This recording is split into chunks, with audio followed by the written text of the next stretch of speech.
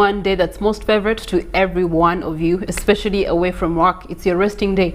But here on UBC, our commitment to you is inspiring Uganda. And that means we have to work 24 hours, 7 days a week. On this 7th day of the week, Sunday, 25th July 2021, we bring you UBC's weekly news roundup. My name is Priscilla, Nalwoga, and good to have you. Now, we get to start off by looking at President Yoweri Kaguta Museveni earlier this week joining the Muslim community to celebrate this year's Eid al-Adha, and the Muslims' festival was of sacrifice. But this time round with a strong message on defeating COVID-19 pandemic. Let's take a look at the details. Countrymen and countrywomen, I join the Muslim community in Uganda and across the world in the celebration of Eid al-Adha, or the festival of the sacrifice. This is the day when our Muslim brothers and sisters commemorate Prophet Ibrahim's portrayal of total faith and obedience to Allah when he accepted sacrifice his only child, Ismail. All believers are called upon to emulate Prophet Ibrahim's example of total devotion and submission to the will of Allah. May your good deeds and sacrifices be accepted and blessed by Allah. The First Lady, Mama Janet, joins me in wishing you blessed Eid al-Adha prayers and celebrations. Finally, I encourage you to observe the COVID-19 safety protocols. It is by strict observance of these protocols, the standard operating procedures, that we shall be able to defeat this monster, the COVID-19. Stay well, stay safe. Thank you.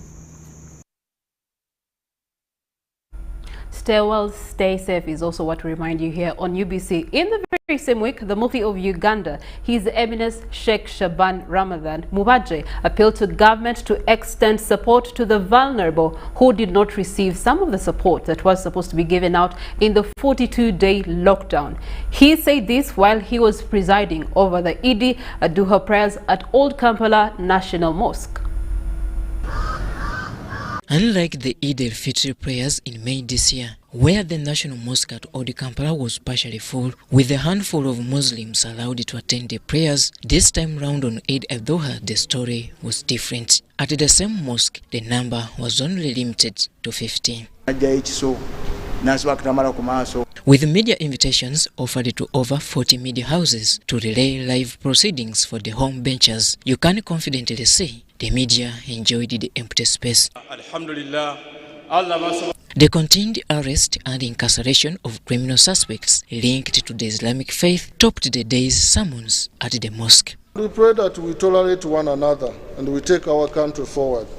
Muslims are contributing in en masse to the growth and to the economy of this country. That one alone should be respected, and then we move forward. Let us tolerate one another.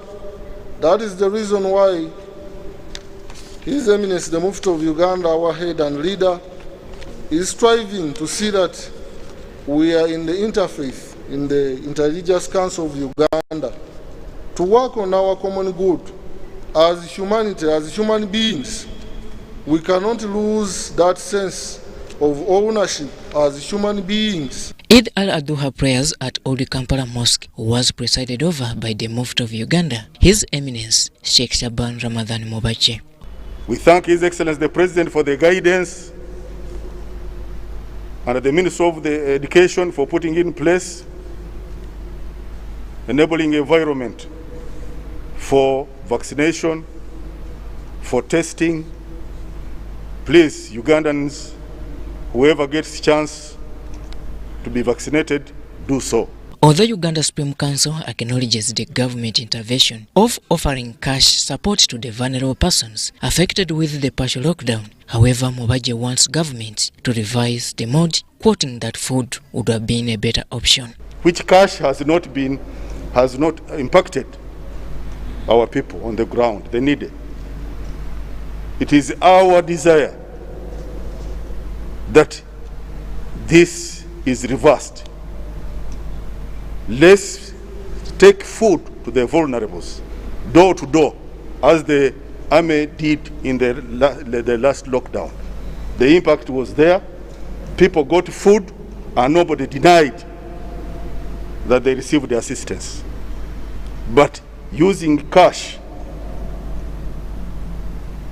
there are only, if not at all, a few who have admitted that they have received cash. He also notes that if possible, government should shift its energies on aiding the burden in the health systems if it can't afford offering the cash relief aid to the vulnerable persons across the country. Request the government to revisit or to review the way it is helping the needy. Let the government also allow people who are interested in helping the needy, feeding the vulnerable, do so. Guide them, but do not discourage them. This is the second time since last year, 2020, when the Muslim community across the country is celebrating Eid Adha under such scientific manners. For emphasis, we are at this point after government thought it wise to suspend all public religious gatherings as a means of mitigating the spread of the deadly COVID-19 virus. Robert Onyango, UBC News. Downward. Well, away from that, we get to look elsewhere where Yoweri Kaguta Museveni did actually put out a strong message to the military trainers against cowboyism and directed them to integrate techniques in an ideological context. Museveni cautioned the army forces trainers at the pass of 171 counter-terrorism officers of the School of Military Intelligence and Security in Nakasongola. The officers had undergone months of rigorous mental and physical training.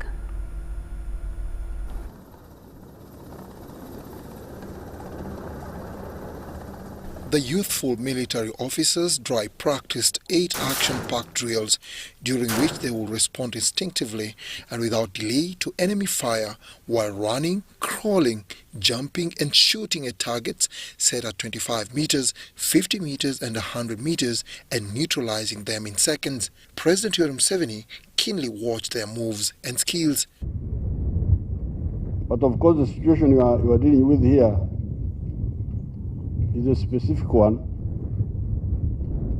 of close combat. But it's a good beginning because it gives you confidence, because even when you are in a bigger conflict, it still works, it still helps. These techniques, you need to localize them. Don't just take all of them and you think that they would work. The graduates have undergone training in combating terrorism, violent extremism, cyber threats, politically motivated violence, and threats that transcend borders. Museveni, however, warned against cowboyism and directed the trainers to integrate techniques in an ideological context. You use their training for this group to develop battle drills that are correct. Yeah, otherwise you can make mistakes. Secondly, don't look at yourself as cowboys. We don't want cowboyism here. Because if cowboyism could work, the Americans would not have been defeated in Vietnam. Because they go with all these techniques, but without ideological context. Museveni, who had prior broken ground for the construction of the Military Intelligence and Security School, estimated to cost 40 billion shillings, commended Major General Abel Kandiho, the in-charge chieftaincy of military intelligence, for ensuring that the training is done by local trainers from the Uganda People's Defence Forces, which has built their capacity and pledged to build the military school to a full professional institution. Sir, the school, which initially conducted only basic intelligence courses for both intelligence officers and militants, has since developed capacity and upgraded to include intermediate and advanced intelligence courses, as well as specialized training. The Chief of Defence Forces, General Wilson Badi, said the completion of the training by the elite forces is part of building a professional army that is modern, effective and efficient to contribute to regional peace. At least 175 officers graduated, among them were 5 women. The overall best student was Private Tonjere Kenneth. The most professional was Private Imalingat Gabriel, while the most disciplined was Private Wambale Leon, and the best female student was Private Namuhoma Madina. Dennis Igoa for UBC News. In this very same week, we have seen the Vice President of Uganda, Major Jessica Alupo, also paying a working visit to the national medical stores. And in her visit, she was pretty much impressed by the large volumes of drugs and vaccines that are stored up in the national medical stores. And it also was supplying government hospitals as well as health centers.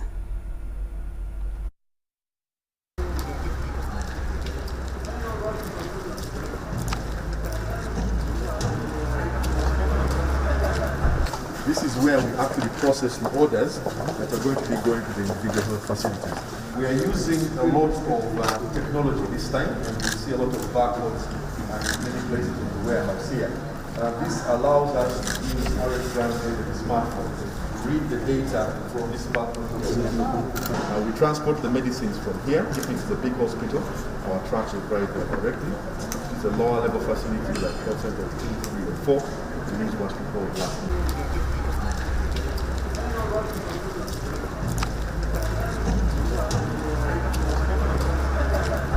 This is where we actually process the orders that are going to be going to the individual health facilities.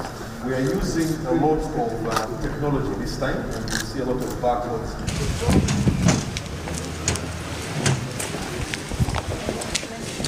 The Vice President, Major Jessica Alupo, has paid a courtesy visit to the national medical stores to ascertain management of drug stock and distribution to health facilities.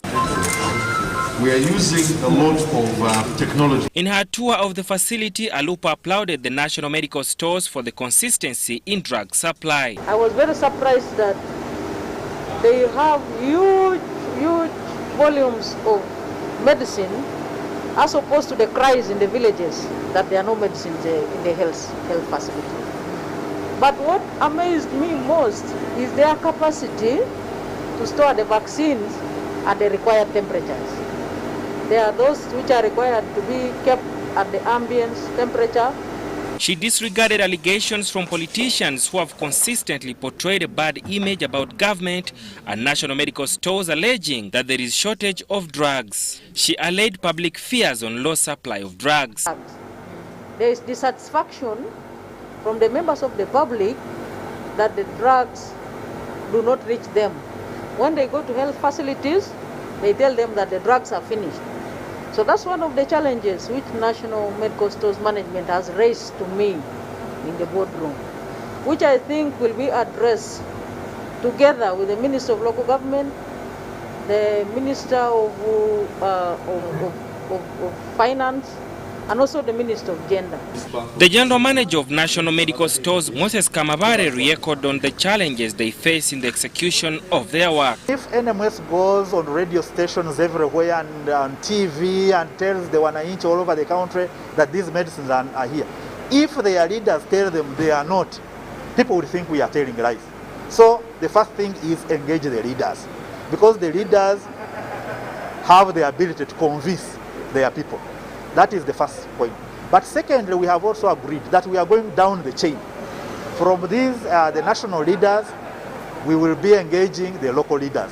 We will be bringing the entire team within local government because we know they also have new leaders. Nonetheless, he says the big volumes of drugs and vaccination volumes are one of the biggest achievements reached by national medical stores since 2009. Last financial year, the one that has ended, we were holding medicine worth 1.3 trillion within the same space, basically the same space. So we have been expanding over the years, but we have exhausted all the space that we have here.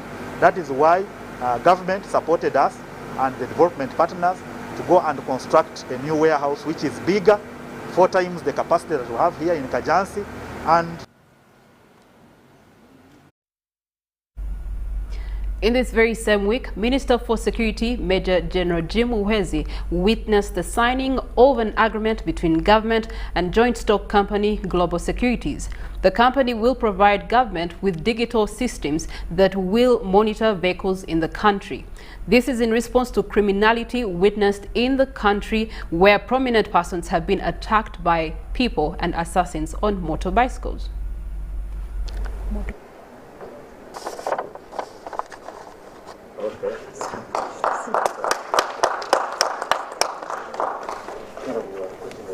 So, but if you think we have infringed on any of your rights, the Constitution gives you freedom to go to court. Okay? So don't worry. But I can assure you that there is no infringement on anybody's rights. It's not the intention of government. I've told you the intention of government, the interest of government is to guarantee security. You know very well that vehicles, motorbikes have been used in the death of our people. Recently, in the attempted assassination of General Katumba and the death of his daughter and driver, motor vehicles were used, motorbikes. Kawesi, the same. Chibundu, the same, and so on.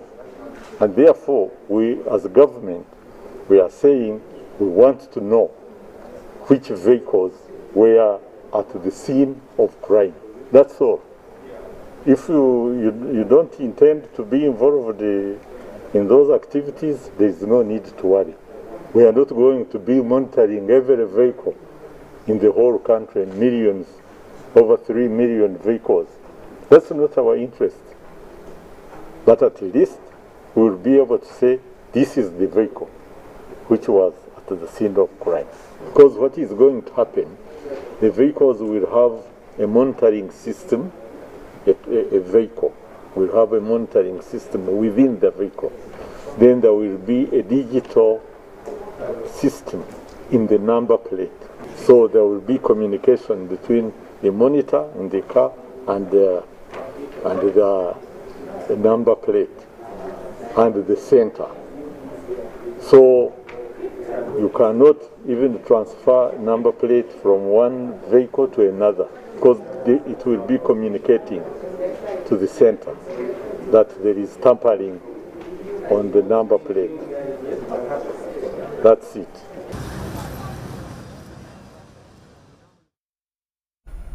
Well, a Karimajong notorious warrior, Achuchu Peter Lokiro, also surrendered to the UPDF.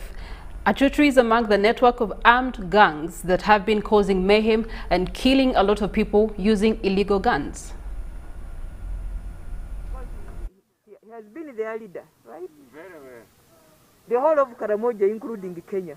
A 40-year-old Achuchu Peter Lokiro, resident of Rupa Sub-County, Moroto District, who has been coordinating terror activities in Karamoja, in the Turkana land of Kenya, and in South Sudan with other gangs of warriors in possession of legal guns, has surrendered himself to the UPDF 3rd Division Commander, Brigadier General Joseph Barikudembe. Brought back his guns to his leaders.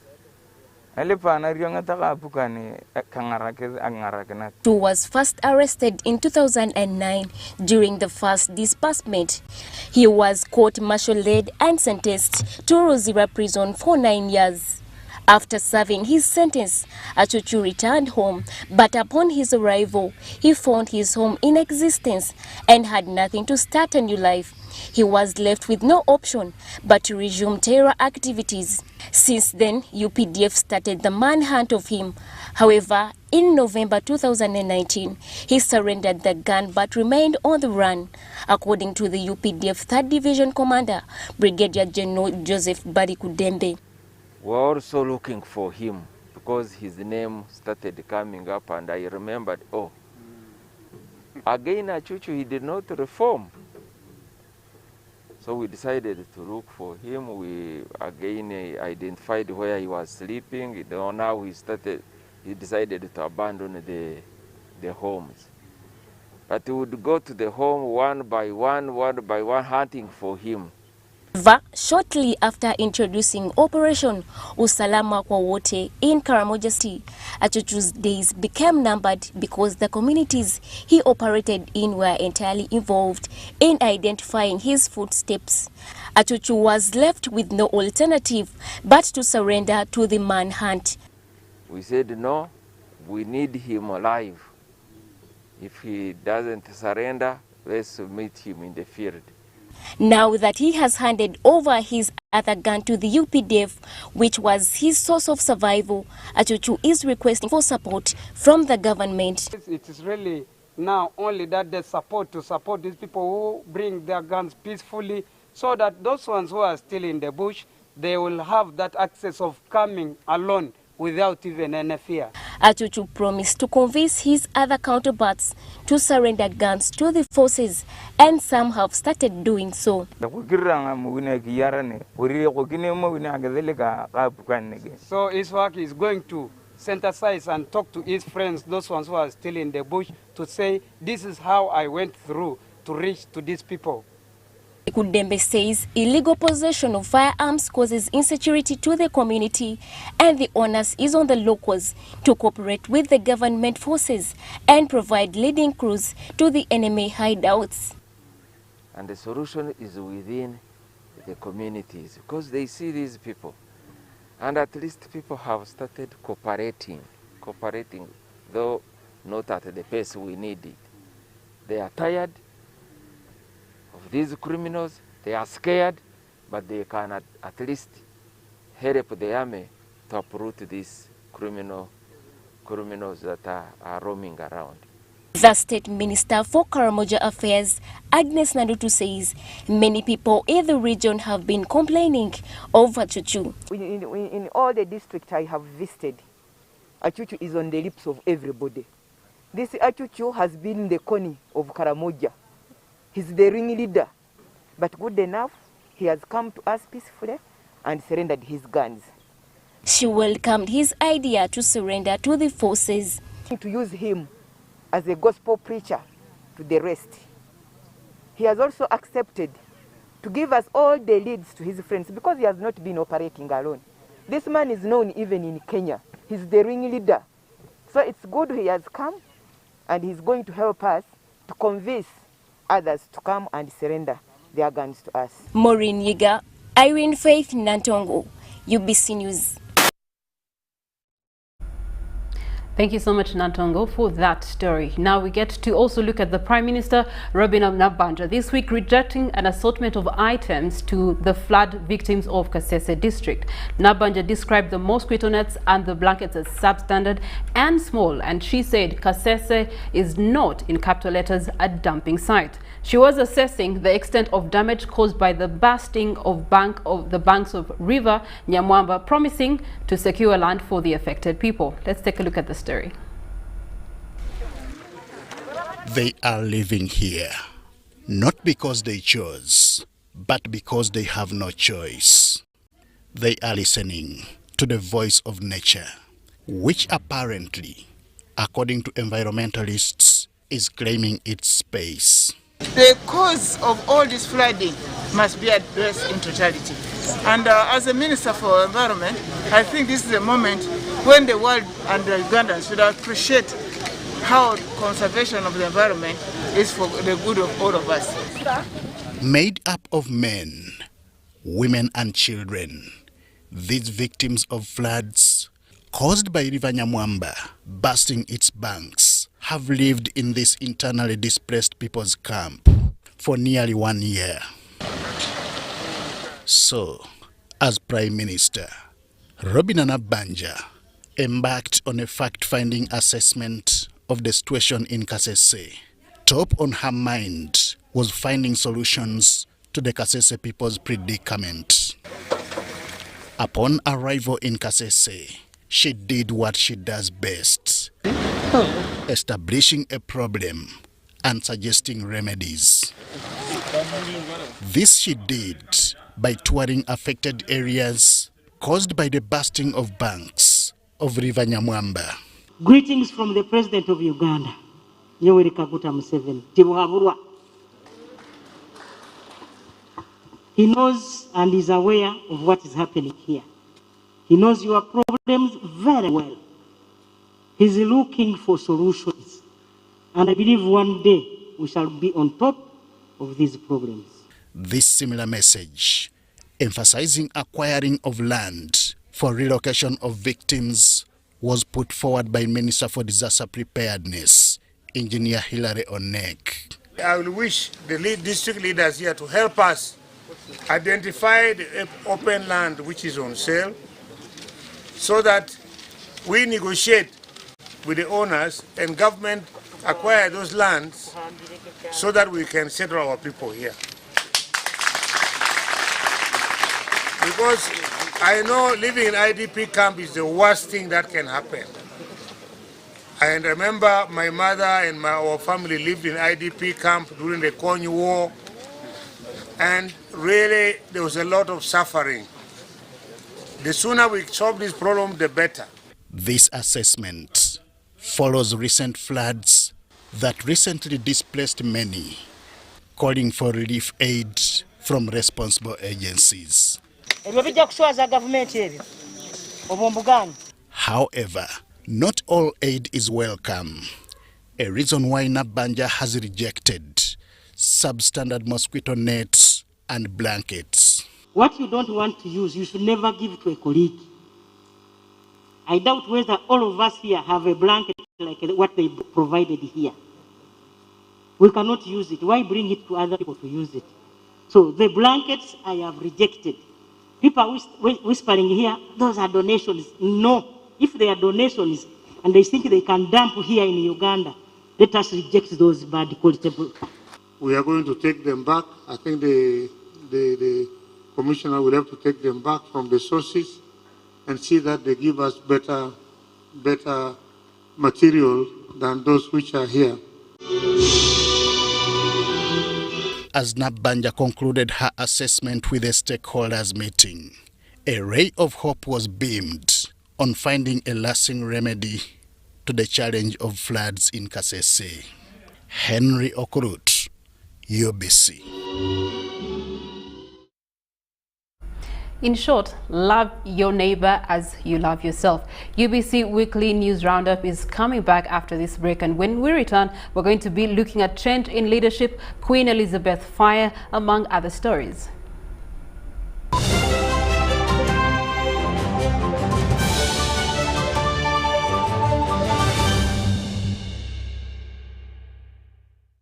Therefore, understanding this model.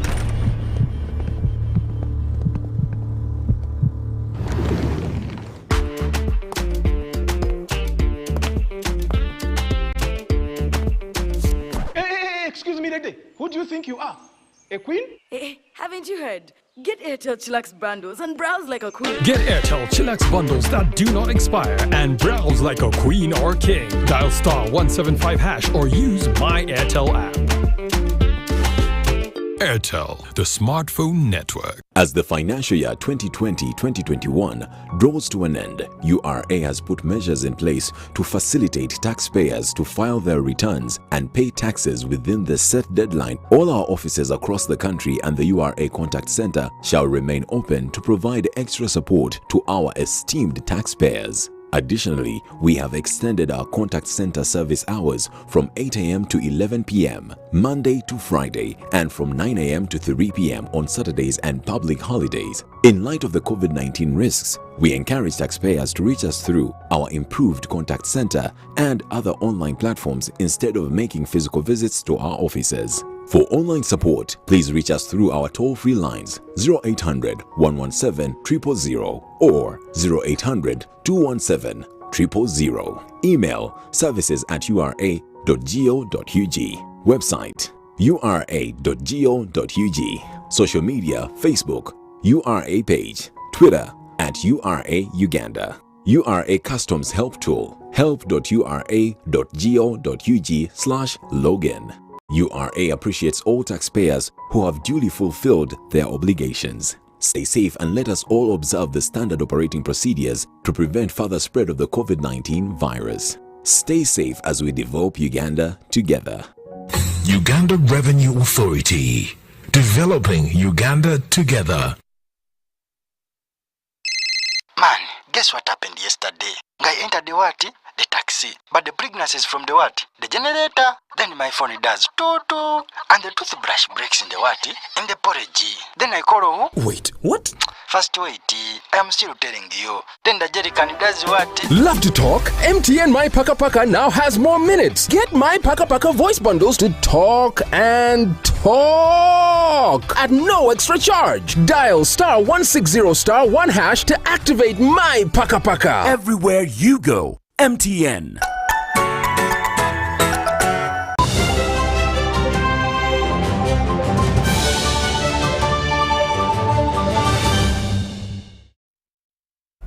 "25 minutes to the top of the hour." That is 2 p.m. But here on UBC Weekly News Roundup, we do continue with more stories. Now we get to look at the outgoing director for the National Leadership Institute, which is also known as NALI in Chankwanzi, and permanent secretary designate Major General David Kasura this week officially handing over office to the incoming director, Brigadier General Charles Chisembo. The ceremony was presided over by the Permanent Secretary Office of the President, Haji Yunis Kakande, in the presence of Chief of Defense Forces, General Wilson Mbadi. Brigadier General Charles Chisembo is the new director of the National Leadership Institute, Chankwanzi. The position was formerly held by Major General David Kasura, who was recently appointed by the President to serve as the Permanent Secretary, Ministry of Agriculture, Animal Industries and Fisheries. Presiding over the function, Haji Yunus Kakande, the Permanent Secretary, Office of the President, challenged Brigadier General Chisembo to transform the Institute into a complete international college for leadership so that it attracts people outside Uganda, not only limited to Ugandan participants. This is an international institute, and the challenge I'm giving my brother here, that let's work together and see how do we make it a complete international college for leadership. He thanked the outgoing director, Major General Kasura, for being instrumental towards implementing developmental projects at the Institute at a low cost, adding that the concept of Major General Kasura of using the Engineers Brigade for such projects is now being co-opted to build schools and other government institutions. Major General Masiko was here, he did his part here and his contribution. Brigadier Mwesi also was here as a deputy. He did his work. He has done it tremendously well. Now, Professor Chisembo is coming. We think that also with his coming, you are giving us always quite. The Chief of Defense Forces, General Wilson Mbadi, congratulated the outgoing director, Major General Kasura, on his appointment as the Permanent Secretary of Ministry of Agriculture, adding that Uganda's economy is hinged on agriculture. If you mismanage agriculture, you are mismanaging Vision 2040. So when we have a caliber of Kasura going into that, now you will stop talking, go and work. So I want to congratulate you. And General Chisembo, we call him Professor, that guy. Yeah? I also want to thank you for being elevated to come and lead this institute. The outgoing director, Major General Kasura, in his remarks said that the undoubted ability of the new director will take the institute to another level and emphasized that Nali is a special place of the revolution and revolutionary ideas which needs to be nurtured. The officers and men of Nali are diligent, committed and professional. With your doubtless and very good committed leadership and intellectualism, with your guidance and with your undoubted ability, you will take the institute to even a higher level. Brigadier General Charles Chisembo, the incoming director, in his remarks thanked the President and Commander-in-Chief for trusting and appointing him as director of the institute. Brigadier General Chisembo called for cooperation among the team that he will lead for the institute to achieve its objectives. And I expect you to lend me your support. To lend me your support as you have always done to the outgoing commandant. Because without us working together as a team, without us creating the esprit de corps, there is nothing we can achieve. Present at the ceremony was the Chief of Personnel and Administration, Major General George Igumba, the Chief Political Commissar, Major General Henry Masiko, Chief of Staff, Land Forces, Brigadier General Bob Ogik, Commander Field Artillery Division, Brigadier General Daniel Kakono, Brigadier General David Isimbwa, Commissioner Patriotism, Brigadier General Patrick Mwesige, Dean of RDCs, Major Martha Esimwe, and senior officers of the UPDF.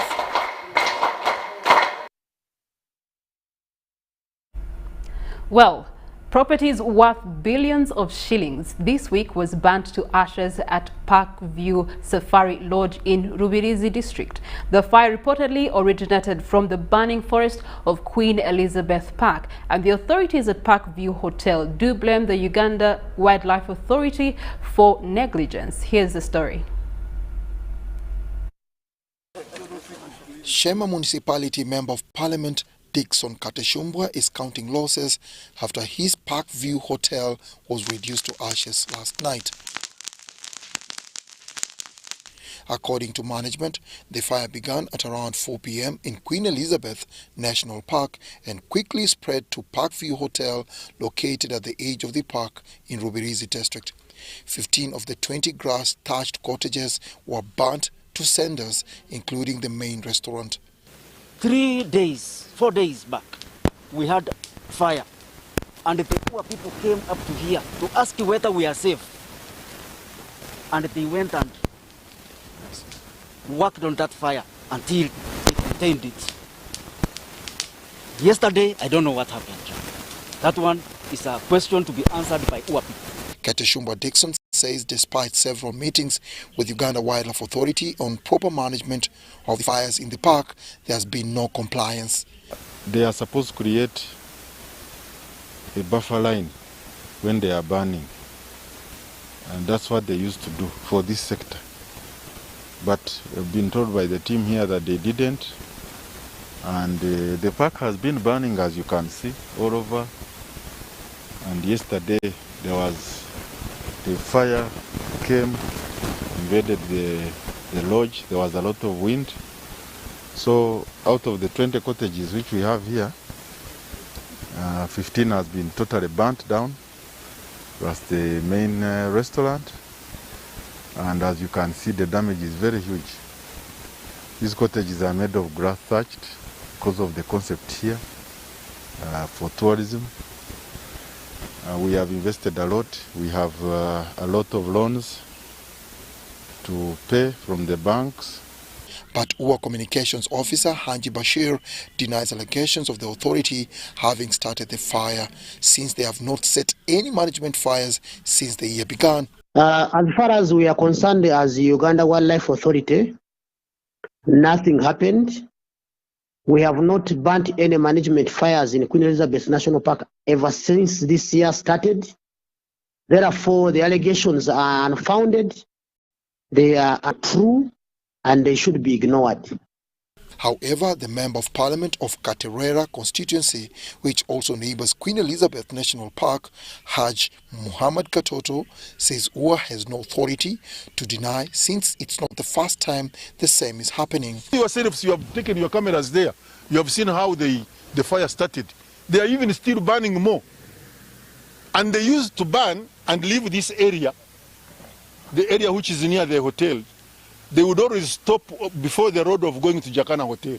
They would always burn the other side. But shockingly, this time I don't know whether they were drunk or what, they just decided to burn also this side. The management of Parkview Safari Lodge now wants Uganda Wildlife Authority to take responsibility and compensate them for the losses incurred. A man this week was arrested in Toro for allegations of fake cement dealing. Over 2 tons of fake cement were discovered in Merikit sub-county, and they were recovered packaged in different cement brands ranging from Toro Cement to Simba Cement, and they were ready for sale. Here is how he was discovered. By 11 a.m., police in Toro headed to Malair Center, a village in Marikiti sub-county, after receiving information of a group of people dealing in counterfeit cement. Upon arrival at home of one identified as Owor, who is on the run, heaps of cement like sand, dust and aggregate stones is what welcomed the forces into the compound. A continued search unearthed tons of fake cement already packed for sale inside these grass-thatched houses. This in addition to thousands of packing bags belonging to different cement factories operating within the district. The whistleblower said he received a tip-off from the locals about the fake cement. Told them, you are not offloading this thing here. Could be I even bought cement to construct my house at the Kampala Trading Center. I may have bought a wrong cement. Therefore, I don't want this. Then I even gave a report to police. I said, there is something wrong in my zone. The locals claim that the practice of duplicating cement in the area has greatly affected them. I constructed my house this very year at Kampala Trading Center. The first 20 bags I bought it from Tororo. That is the branch of the factory, which I used, but the one I bought within here, I used it for my veranda. But when you get to that veranda now, you will see holes. If you use the cement for 3 hours, you'll find it expired. That's the effect of it. Within 3 hours, it's already what? Expired. Formerly, you can use it for 6 hours. It's still effect. It's still good. The managers of factories in the district say fake cement has impacted negatively on their sales. Now they are mixing some foreign material inside the bag along with the cement, which has similar color. Now, when the customer uses, he finds the quality is not what Simba was used to produce. So he will think that Simba factory or maybe other factories, they are not producing the quality cement in the country. The district CID Tororo ASP Sulaiman Mokolu Musa condemns the act. He said one suspect is already in their custody to help police with investigation. We arrested one person who is with us. They were repackaging this cement. Indeed, they are what we call adulteration. And this issue, you see what is happening in the country. Very many houses are collapsing. Very many upstairs are collapsing as a result of this. So as police, we must fight for this, such that we protect our locals and the nation as well, plus protecting these factories. Police later loaded the fake cement and took it to Toro Central Police Station for further investigations. Good afternoon.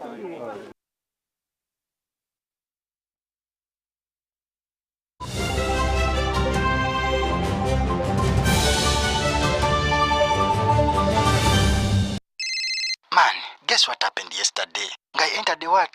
The taxi. But the pregnancy is from the what? The generator. Then my phone does toot-toot. And the toothbrush breaks in the what? In the porridge. Then I call who? Wait, what? First wait. I am still telling you. Then the jerrycan does what? Love to talk? MTN My Paka Paka now has more minutes. Get My Paka Paka voice bundles to talk and talk at no extra charge. Dial *160*1# to activate My Paka Paka. Everywhere you go, MTN. It's no secret that ICT makes learning easy. The strides made in our field could not be possible without it.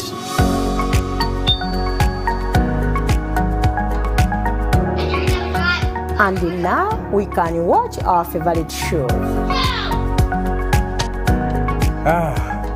My radio is my best friend. UCC provides an enabling regulatory environment and policy guidance for healthy competition. We also facilitate ease of doing business in the communications sector through licensing, standardization, spectrum management, tariff regulation, rural communication development, and consumer empowerment. An informed consumer is an empowered consumer. UCC supports local content and innovations. Driving the development of a robust communication sector in Uganda is Uganda Communications Commission. Airtel Uganda has the best and most affordable rates when it comes to withdrawing and sending money. Withdraw money for as low as 330 shillings up to a maximum of 12,500 shillings. Sending money is just as affordable as ever. Absolutely unbeatable. Use Airtel Money on the most affordable network with the largest network of Airtel Money branches in Uganda. Dial *185# to get started. Airtel Money. Simple, secure, borderless.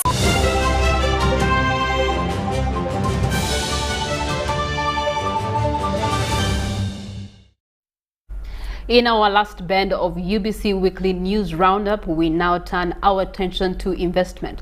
The Uganda Investment Authority this week did award the Covidex innovator with an investment license. Professor Patrick Ogwang of Jenna Harbour Uganda Limited has been given 5 hectares and a 10-year tax holiday. The investment license was handed over to him by the Minister in charge of Investment, Evelyn Anite. The investment license was handed over by the Minister in charge of Investment, Evelyn Anite, who promised unwavering government support. And he made this request to me and my chairman this morning of 5 acres. And 5 acres is what we would give to him, and in Soroti Industrial Park. About the legal gymnastics, our president is leading the discussions, of course, to arbitrate. As you know, don't forget that Mbarara University is not private. It is equally government. So our president is keenly involved and is interested in this matter. Covidex is a local herbal medicine recommended by the National Drug Authority as a remedy to COVID-19. The drug is made using a combination of herbs containing antiviral properties that have been traditionally used from time immemorial. We want to reverse importation of medicines to this country. For my I found that we import about 4 trillion shillings worth of medicine. 4 trillion. That's the money we are giving every year out. Jenna wants to contribute to reducing that by 60%. We want to reduce 60% of 4 trillion should remain in this economy and grow this economy. And I know we are going to do it because we have invested for a long time in doing that, and we are going to achieve it. I also want Ugandans to know that there is nothing we lack in this country. According to the board chairman, Uganda Investment Authority, the COVID-19 pandemic has underscored the need for homegrown solutions to such pandemics. As Ugandans, we have to support the pathogenic economy. The president has said that Pfizer, for example, will only this year earn 15 billion United States dollars. And I can tell you, I agree, if Professor Ogwang's Covidex was somewhere else, it could have already been approved by World Health Organization. So it is us to support our local innovators, provide the support, and make them scale. We'll look into our system and ensure, of course there's still a lot of work to do, but we have demonstrated that it can happen. And especially for our local investors, how can we create efficiencies in the licensing system? Not all of our investors can read business plans or write them. But that shouldn't stop you getting a license here. We have a business development team here. Once you come in, our team should support you, prepare that business plan. Our goal is to ensure that you enter the formal sector of manufacturing. Since its approval as a COVID-19 remedy a few weeks ago, the demand for Covidex has skyrocketed locally and regionally, which has prompted government intervention in scaling up production. After the issuance of the investment license by Uganda Investment Authority, Professor Patrick Ogwang is now expected to scale up the production of Covidex in a factory soon to be constructed at the Soroti Industrial Park. Dennis Igoa for UBC News in Kampala. Thank you so much, Dennis Igoa. Now we turn our heads to Makerere University College of Engineering, Design, Art and Technology, this week having installed a brand new scanning electronic microscope to enhance research in the country. The FEG-SEM Sigma 300, acquired by Makerere University through the government support via the Preside platform, worth 2 billion Ugandan shillings, will save government a lot of money that has been used to take tests abroad. Let's take a look at this story. You can actually start seeing particles. The 2 billion brand new scanning electronic microscope installed by Makerere University College of Engineering, Design, Art and Technology can be used by forensic and ballistic experts during the crime scene at a short time. Principal investigator, who's also the Makerere University Chair of the Department of Mechanical Engineering, Professor John Baptist Chirawira, explains what extra work this electronic microscope can perform to researchers in the country. For forensics, it can be able to identify those samples which have been picked from the crime scene. So it could be a piece of hair which you want to corroborate with the suspect's hair. It could be a blood sample which you want to compare genes with another. It could also be gunpowder. And also you can also be able to determine which gun this cartridge came from if you pick all these these samples from the crime scene. Vice-Chancellor Professor Barnabas Nawangwe thanked government's contribution towards research innovation at the university. $800,000 just one equipment is a very big investment for a country like Uganda. And it is just one of 4 such equipment on the African continent. I'm told 2 of them are in South Africa and another one in Uganda. So we have the 4th one. What that means, the principal saying we can do a few things. We can actually do 1 million things with this equipment. All researchers who are researching in all those areas that they both have talked about now have no reason why they have to be limited by equipment. They don't have to travel anywhere. Presiding over the commissioning of the electronic microscope, Minister for Science and Technology, Dr. Monica Musenero, represented by Senior Research Associate Dr. David Seruka, says this state-of-the-art microscope is the first of its kind in Eastern, Central and Sub-Saharan Africa. However, he revealed that with the acquisition of this microscope, government will no longer facilitate researchers abroad, but will come to Makerere University for testing of its specimens.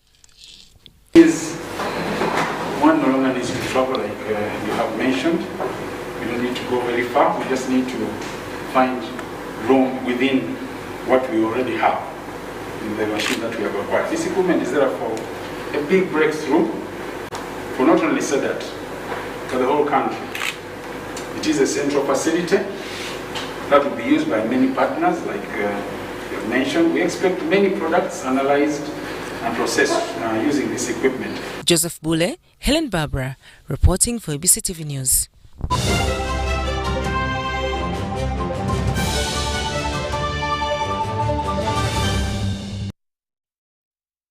And now to our news roundup for the week in the world of sports. We get to look at, after a year's delay, the Tokyo Olympics 2020 has finally taken center stage, and the glamorous opening ceremony was staged in Japan's National Stadium.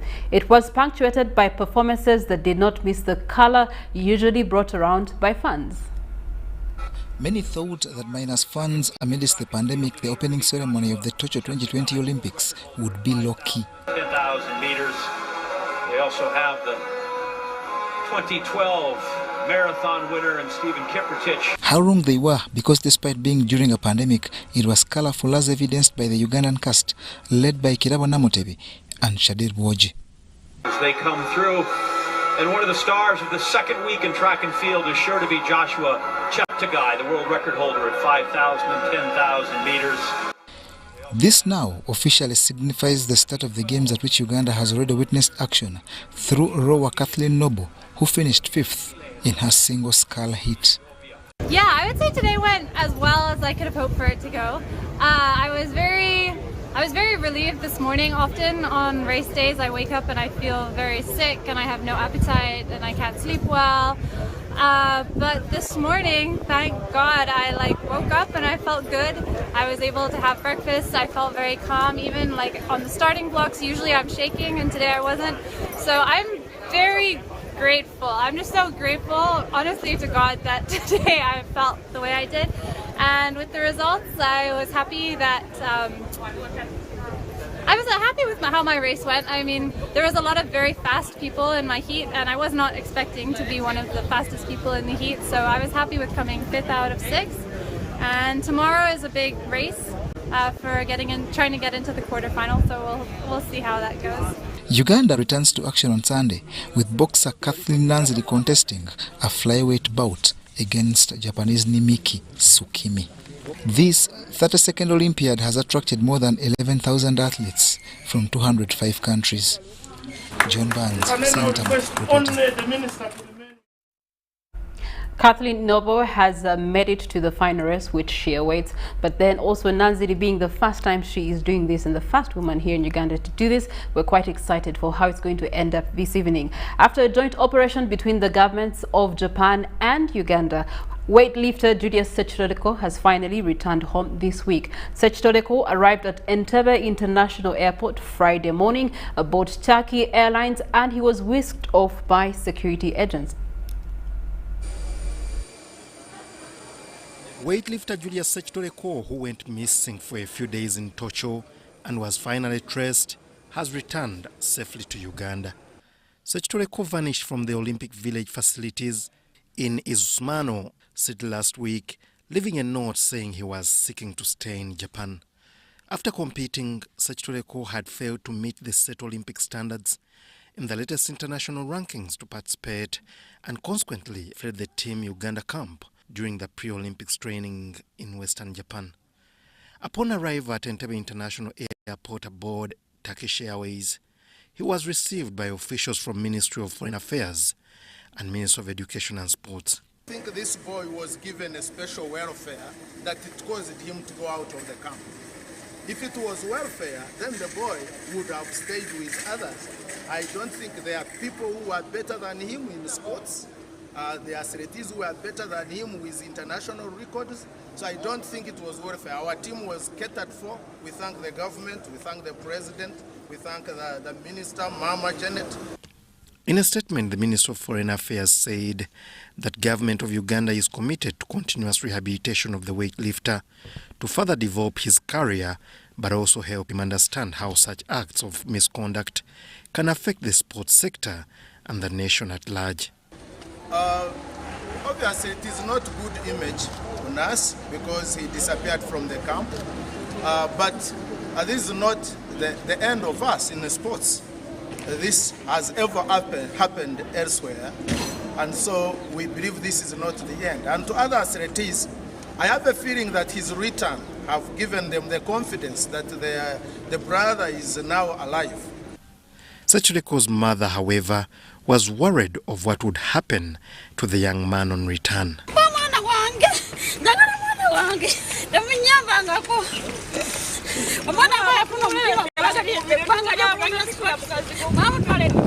don't think that it's fair if they put him in jail. Okay. I can say is Gias, he has not been well. Everything has been a struggle. He was struggling a lot. He has put a lot when he was going. He had to train, he had to look for money.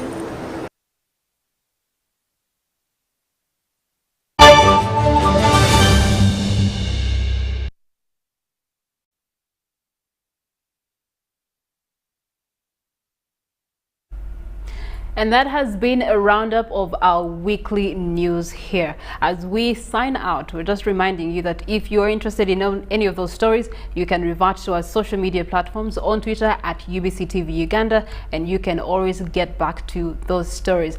But as the afternoon is now getting into evening, when you sleep tonight, 100% chances are you're going to wake up when tomorrow is Monday. Question is, have you planned for the week ahead of you? Have yourselves a wonderful afternoon and a wonderful week ahead.